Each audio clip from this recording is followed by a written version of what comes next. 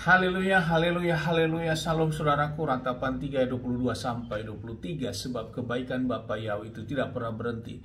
Rahmat Bapa Yahweh itu tidak pernah berkesudahan, dan selalu baru setiap pagi. Kita kembali mengucap syukur, kita bisa bangun pagi kembali pada pagi yang sesungguhnya. Semuanya oleh karena kebaikan dan rahmat Bapa Yahweh di dalam kehidupan kita, dimanapun kita berada, saudaraku. Renungan pagi KPI Mayim Kaim pada hari Selasa tanggal 29 Juni 2021 atau pada tanggal 19 Tamus 5781 diambil dari kitab Bilangan atau Bamidbar 27 ayat 3 sampai 4 yang berkata demikian, saudaraku. Ayah kami telah mati di padang gurun, dan ia tidak ada di antara kumpulan orang-orang yang berkumpul melawan Yahweh dalam kumpulan Korah. Tetapi dia mati dalam dosanya sendiri, dan dia tidak mempunyai anak laki-laki.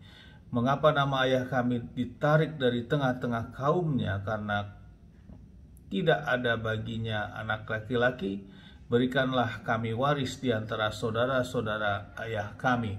Saudaraku, bacaan yang baru saja kita dengar ini perekopnya tentang anak-anak perempuan Selefehat, saudaraku, di mana Selefehat ini mempunyai anak perempuan, dan Selefehat sudah mati karena dosanya sendiri di dalam perjalanan selama perjalanan 40 tahun ini, saudaraku. Dan anak-anak perempuannya menuntut kepada Musa untuk mendapatkan ahli waris, saudaraku, karena dia tidak mempunyai saudara laki-laki dan mereka semua perempuan.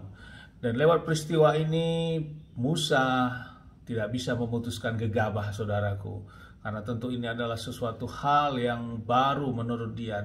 Dan Musa datang kepada Bapa Yahweh dan minta petunjuk seperti itu, saudaraku, dan berdoa, dan Bapa Yahweh turun, saudaraku, untuk menjawab hal ini. Dan apa yang dikatakan Bapa Yahweh berkata, apa yang dipertanyakan oleh anak-anak perempuan ini memang benar. Mereka tetap harus mendapat ahli waris. Hal ini dapat kita lihat di dalam ayat yang ke-8-nya berkata demikian. Dan haruslah engkau berkata kepada orang Israel, jika seorang mati dan dia tidak mempunyai anak laki-laki, maka haruslah engkau menyerahkan warisnya kepada anak perempuannya. Ayat 9, dan jika ia tidak mempunyai anak perempuan, maka haruslah engkau memberikan warisnya kepada saudara-saudara laki-lakinya. Ayat 10, dan jika ia tidak mempunyai saudara laki-laki, maka engkau harus memberikan warisnya kepada saudara-saudara laki-laki ayahnya.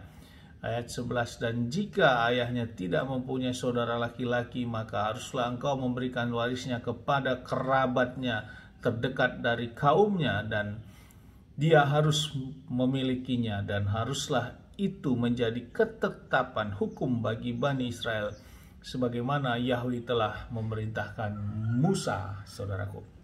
Jadi ini berbicara tentang ahli waris, saudaraku. Memang yang menjadi prioritas adalah kepada anak laki-laki. Namun bila tidak ada, maka perempuan juga mendapat hak terhadap ahli waris. Sehingga hal ini ditetapkan Bapa Yahweh langsung, dan ini sebagai ketetapan telah menjadi perintah, ya harus menjadi ketetapan hukum bagi Bani Israel sebagaimana Yahweh telah memerintahkan Musa, dan tentu sampai saat ini untuk pembagian ahli waris, saudaraku. Saudaraku, yang menjadi renungan bagi kita bahwa sesungguhnya memang sebagai anak laki-laki, khusus laki-laki sebagai imam di tengah keluarga, saudara, bukan imam dalam pelayanan di bait Elohim seperti itu, saudaraku, tapi laki-laki adalah imam di tengah keluarga yang memimpin keluarga tersebut.